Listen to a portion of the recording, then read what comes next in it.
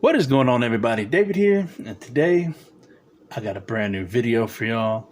And this time we will be taking a look at the Maxx by MacFarlane Toys. I've had this guy for a while.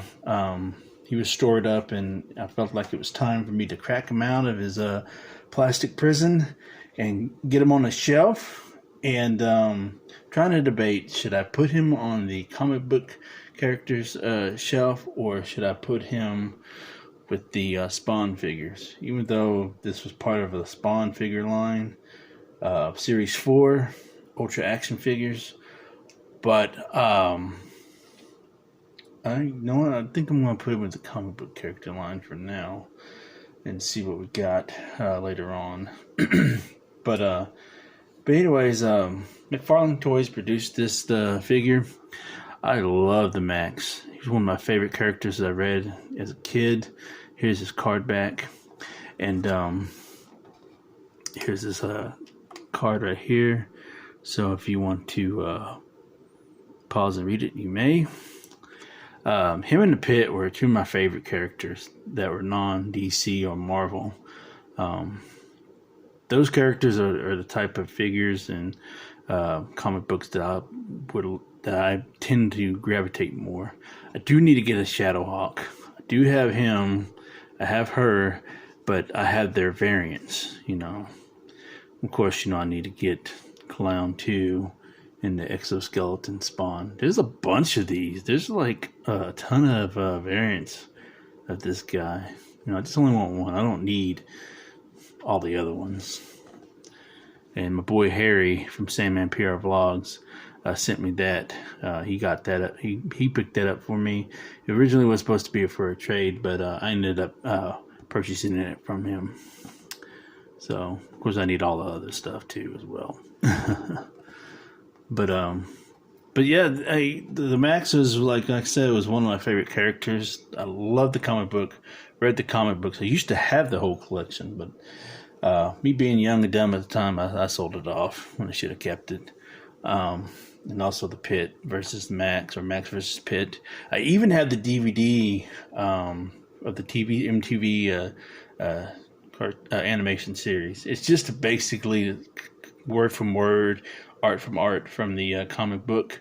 So, but I still love it though. I watch it every now and then, just because I love the Maxx so much. But anywho, here's the Maxx himself. So very stout character, and here's one of these little what they call it is. I need to have at least about a dozen of these. I need about 6 whites and 6 black ones. Just because these guys are crazy. But let's go ahead and take a look at the is first. And all it is just a solid piece of plastic. And the teeth right there. Nicely detailed. Not much you can do with these. The only thing that you can do is just, they got these bendy wires in the hands. So that's about it. So, that's about all you can do with these guys. It's just bend the hands. And then he comes with a bonnet. We'll clip it on his head here in a minute. So very nice fur texture right there. I'm surprised this thing didn't fall out. It might over time, but since it was caged up in that plastic prison for a while and still in relatively good shape, then the feathers here, very nice detail right there. For the figure itself, not heavy at all, very light. It might be hollow as well, so I would not be surprised. So he doesn't have a whole lot of articulation, but it's mainly a big purple piece of plastic, and you could tell at the time they were still hand painting all this stuff, not like not like how it's done today. But you could tell that they tried with the shading and stuff. It's actually not bad at all, considering this is what, 97, 98, I think. Whenever Series 4 came out. Let's check and see.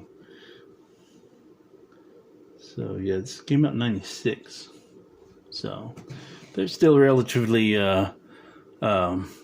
new to the toy game, and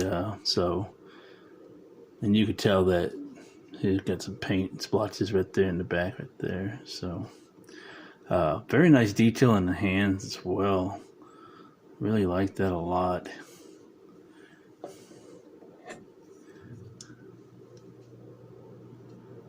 Right there. Detail in the boots right there. In most cases, most people, if they made this figure today, they wouldn't even bother to paint any of that, you know, or much less of it, give it the detail it like it does. You know, all this would just all be one solid color.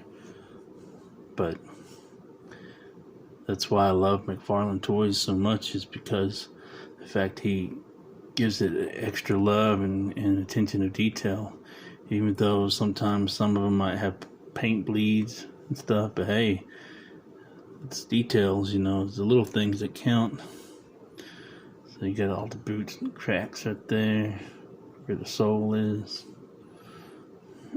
Very nice. So as far as articulation goes, he's got a swivel at the waist, he's got a ball for a head. Can't go all the way around, you know, just go side to side. And then the arms all the way around, all the way around. And then for the legs, they just go forward and backwards. So not much right there. So that's pretty much it for that as far as articulation goes. So anyways, let's go ahead and put on his bonnet. Let's see.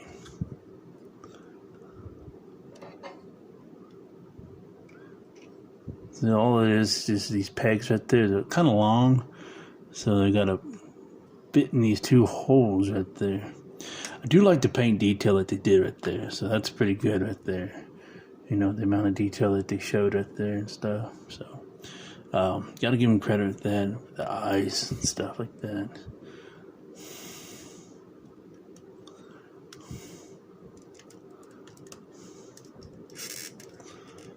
So it's pretty, like I said, it's pretty hollow, so that's why you're able to get it down as far as you can. So there's the Maxx with his bonnet there, and he's always fighting these little izzes. So. Well, that wraps up the review, guys. I hope you enjoyed this video as much as I did filming it. Let me know in the comments below what you think of the Maxx. Did you enjoy reading his comic books back in the day? Did you enjoy Maxx vs. Pit? I love that series personally. I think I might still have one issue of that, or maybe an issue of the Maxx. I can't remember which one. I got an issue of somebody. Probably one of the few holdovers I had in my original collection. But anyways, but yeah, let me know if you're a fan of the Maxx or the Pit or whatnot. Like I said, I gotta get started on my Pit build a figure, because you know that thing's insane, but pricey too, especially for parts itself alone. But I'll get them done eventually. So, but anyways, comment down below. Tell me what you think. Like I said, and words of wisdom: buy what you love and not what you like, because if you buy what you like, you will always end up getting rid of it. And I will catch y'all later.